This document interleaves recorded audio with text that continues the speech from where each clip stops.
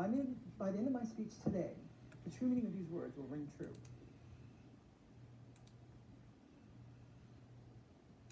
Please take a look at the words on the screen behind me.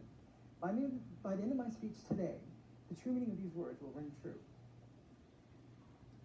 During World War II, one group of soldiers was credited with having a large part in defeating the Japanese in the Pacific Theater. Because of these men, the Japanese never discovered the true meaning of the communications sent by the U.S. Marines during the war.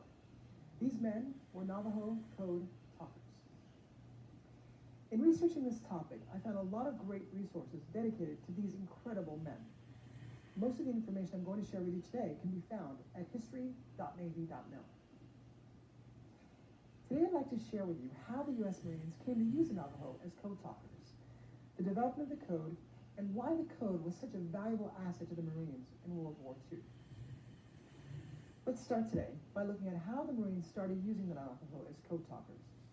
The idea of using the Navajo to encode messages came about because the Japanese decided every code and deciphered it that the U.S. tried to use. The U.S. military saw a need to find an unbreakable code. The idea of actually using the Navajo language came from Philip Johnston. He was the son of missionaries who worked for the Navajo, and at the time, he was one of the very few non-Navajos who could speak the language fluently. Soon after the Japanese attacked Pearl Harbor, he presented his idea to his superiors, and in May of 1942, the first 29 recruits showed up at Camp Pendleton for boot camp. So now that we know how the Navajo came to be used as code talkers, we can examine the code they developed. The code they used was developed by the first 29 soldiers. And the one way the code talkers passed on information was by using unrelated Navajo words. One way to demonstrate this method is found on history.navy.mil. The words saw, wulachi, ake diglini, and sa ozo translate to the English words needle, ant, Victor, and yucca.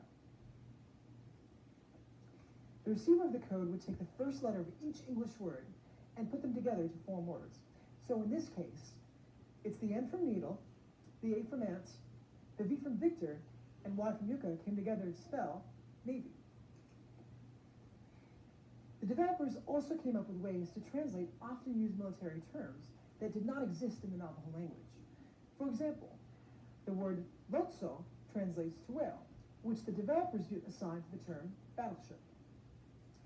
Another example is da-he-ti-hi, which translates to hummingbird, which in turn was equated with the term fighter plane. According to Alexander Molnar Jr. at history.navy.mil, the developers did this for over 450 words. Lastly, now that we know how the Navajo came to be used as code talkers and how they developed the code, we can easily understand why the code was so effective and why the Navajo were such valuable assets to the Marines. During the fighting in the Pacific Theater in World War II, the Japanese proved themselves to be very good code breakers. However, the Navajo code was the only code they were unable to break. The Navajo code was unbreakable because the language it was based on. The language is an unwritten language with no alphabet or symbols, and it is only spoken in the Pacific American Southwest. It is extremely complex language and totally unintelligible to anyone who has not had immense exposure to it. According to Molnar, at the time of World War II, fewer than 30 non-Navajos worldwide could understand this language. One particular occasion that the Navajos showed themselves to be invaluable was during the Battle of Iwo Jima. I've got a map here that shows the island of Iwo Jima. In the middle, Guam down the bottom, and Japan at the top. Iwo Jima was important to the U.S. because Japanese fighters were based on airfields there, and they routinely attacked U.S. bombers on their runs to Japan. In order for the bombers to get their targets, the Marines had to take the island and shut down the Japanese airfields. According to the website BinghamtonSenate.com, in the first 48 hours of the battle over Iwo Jima, 6 code talkers sent and received over 800 messages without one error.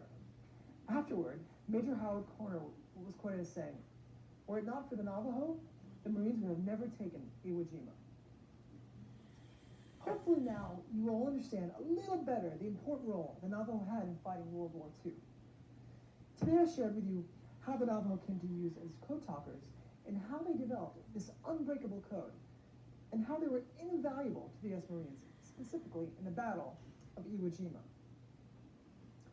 To illustrate just how effective, I'd like to leave you with this history, with the story of a soldier in the Navajo who was captured by the Japanese. He was not trained as a code talker, and when he could not decipher what unintercepted codes meant, his captors tortured him.